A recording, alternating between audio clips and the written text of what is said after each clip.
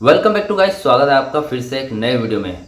Guys, BSNL और MTNL Bharat की government companies है, भारत की गवर्नमेंट टेलीकॉम कंपनीज है। ठीक है, तो जो बीएसएनएल है भारत संचार निगम लिमिटेड और एमटीएनएल है महानगर टेलीकॉम निगम लिमिटेड। ठीक है, तो जो बीएसएनएल है वो पूरे पैन इंडिया में अपना नेटवर्क प्रोवाइड करती है और जो एमटीएनएल है वो दिल्ली और मुंबई इन दो महानगरों में अपना जो नेटवर्क है वो प्रोवाइड करती है। ठीक है, दोनों कंपनियों ने मिलकर अभी कुछ ही टाइम पहले 13,000 करोड़ रुपए का प्रॉफिट जनरेट किया है। तो 13,000 करोड़ कोई कम नहीं होता, बहुत ही बड़ी और मोटी रकम होती है। तो इतनी बड़ी रकम कैसे यहाँ पर जनरेट करी बीएसएनएल और एमटीएनएल ने मिलकर, जबकि बीएसएनएल और एमटीएनएल काफ़ी पीछे है अदर टेलीकॉम कंपनीज की तुलना में। तो यहाँ पर आज इस वीडियो में बताने वाला हूँ कि इतना अमाउंट आया कहाँ से और कैसे इतने पैसे आए और इन पैसों को 13,000 करोड़ को कहाँ पर लगाने वाली है बीएसएनएल। ठीक है, तो चैनल बनाए हो तो सब्सक्राइब करें। मेरा नाम है सुनील विश्वकर्मा। जानकारी यूजफुल लगे तो एक लाइक करके जरूर जाना। चलिए गाइस, बढ़ाते हैं वीडियो को आगे। तो गाइस देखिए, यहाँ पर अगर बात करें तो शुरुआत से बीएसएनएल को देखें तो बीएसएनएल काफ़ी अच्छी चल रही थी जब तक कि जियो का 4G लॉन्च नहीं हुआ। ठीक है, 4G लॉन्च होने के बाद बीएसएनएल सहित बहुत सारी कंपनियां डूबने लगी थी। बीएसएनएल एक हिसाब से गवर्नमेंट कंपनी थी तो काफ़ी टाइम तक चली और अब तक चल भी रही है। ठीक है, लेकिन बहुत सारी कंपनी डूब गई थी, किसी ने मर्जर कर लिया था आपस में और कोई आइडिया और वोडाफोन करके वीआईपी बन गई थी। ठीक है, आज के टाइम पे देखा जाए तो बीएसएनएल प्रॉफिट में है, पहले लॉस में थी। 17 सालों से लगातार लॉस में चल रही थी बीएसएनएल। 17 सालों से बीएसएनएल 2007 में लास्ट प्रॉफिट कमाया था बीएसएनएल ने। अब 2024 जब आया तो जुलाई 2024 के बाद जब भी ये जितने भी प्राइवेट टेलीकॉम कंपनी है इन्होंने अपने मार्केट जो प्लान के प्राइस है वो बढ़ा दिए थे और इनका जो रेट है वो हाई हो गया था। ठीक है, तो ये प्लान के प्राइस बढ़ाने के बाद जितने भी यूजर्स थे वो बीएसएनएल में ऐड होने लगे। तब जुलाई 2024 से लेकर अभी तक बीएसएनएल काफ़ी प्रॉफिट अर्निंग जनरेट कर रही है। ठीक है, और इसके बीच में बीएसएनएल ने एक अच्छा खासा प्रॉफिट भी जनरेट किया था 262 करोड़ का। लेकिन अब बात आ रही है कि 13,000 करोड़ का प्रॉफिट जनरेट कर लिया है, तो वो अचानक से कैसे कर लिया। ठीक है, अभी यही आपके मन में सवाल आ रहा होगा। तो गाइस देखिए, बीएसएनएल एक ग्रोइंग कंपनी बन गई है, अब मतलब लगभग प्रॉफिट में जा रही है और ग्रो कर रही है। लेकिन एमटीएनएल अभी भी डूब रही है। ठीक है, एमटीएनएल का 4G अभी तक पूरे दिल्ली और मुंबई में ठीक से चल नहीं रहा है। लोग बोल रहे हैं कि एमटीएनएल को बीएसएनएल में मर्ज कर दो। ठीक है, लेकिन अभी ये न्यूज़ आ रही है कि मर्जर तो नहीं होगा दोनों का, लेकिन यहाँ पर दोनों कंपनियों ने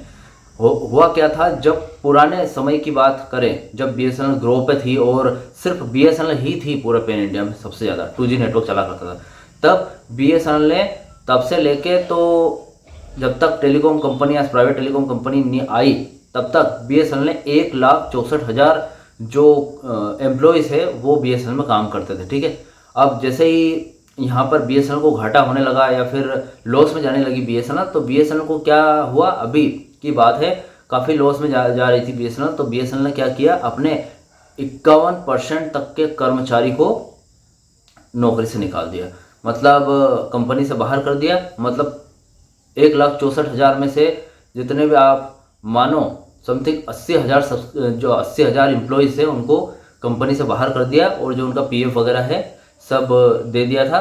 ठीक है, ये सब करके बाहर कर दिया था। ठीक है, पीआरसी वगैरह देके। ठीक है, अब इसके बाद गाइस यहाँ पर बात आती है कि कंपनी को प्रॉफिट कहाँ से हुआ। आपको पता है कि इतने सारे कर्मचारी थे, 1,64,000 कर्मचारी जब काम करते थे। ये है गवर्नमेंट कंपनी, तो इतने जो एम्प्लॉयज़ हैं उनको रहने के लिए क्वार्टर दिया जाता था। ठीक है, रूम वगैरह, ठीक है, कुछ भी उनकी फैमिली के लिए 1 BHK दिया जाता था, ताकि अभी तक मतलब अधिकतर कर्मचारी को देते ही है गवर्नमेंट कंपनी में। ठीक है, तो गवर्नमेंट कोई भी काम हो गवर्नमेंट में दिया जाता है, क्वार्टर दिया जाता है। उसके बाद और भी बहुत सारे हैं कि यार उनके ऑफिसेस वगैरह बने होते थे। अब बीएसएनएल ने क्या है, कर्मचारियों को बाहर कर दिया है, तो ऑफिसेस वगैरह जो भी है वो क्वार्टर्स वगैरह थे वो सारी खाली हो गए हैं। ठीक है, मतलब काफ़ी टाइम से ऐसे ही पड़े हैं। तो उनको बीएसएनएल ने क्या किया, एक असेट्स के तौर पर कि यार ये कोई काम में नहीं आ रहे ये घर, तो उन्होंने बीएसएनएल ने सारे घर उसके बाद ऑफिसेस सबको बेचने का फैसला किया। तो ये सब बेच बूझ के एमटीएनएल के सारे ऑफिसेस और क्वार्टर्स और बीएसएनएल के भी सारे ऑफिसेस और क्वार्टर्स सब कुछ बेच बाज के जो पूंजी इकट्ठा हुई है वो हुई है 13,000 करोड़।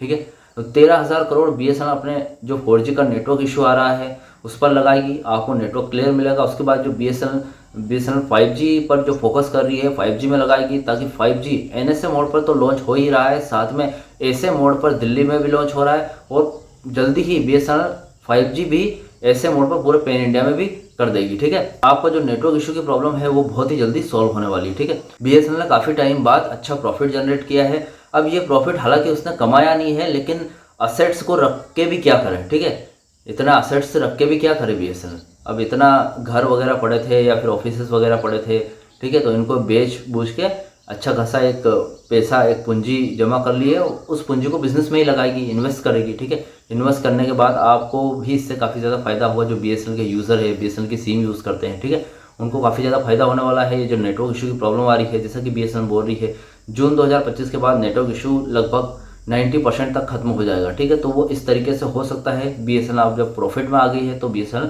वहाँ पर अपना पैसा इन्वेस्ट करेगी जहाँ पर नेटवर्क इशू आ रहा है। ठीक है, तो गाइस आई होप आपको वीडियो में क्लियर हो गया होगा कि 13,000 करोड़ रुपीस कहाँ से आए, उसके बाद इसको कहाँ यूज़ करने वाली है BSNL। ठीक है, तो और भी कोई डाउट क्वेश्चन वगैरह हो तो मुझे कमेंट बॉक्स में कमेंट कर ही सकते हैं। ठीक है, वीडियो अच्छा लगा तो वीडियो को लाइक कमेंट शेयर जरूर करें। मिलते हैं गाइस ऐसे नेक्स्ट वीडियो में। सी यू सून।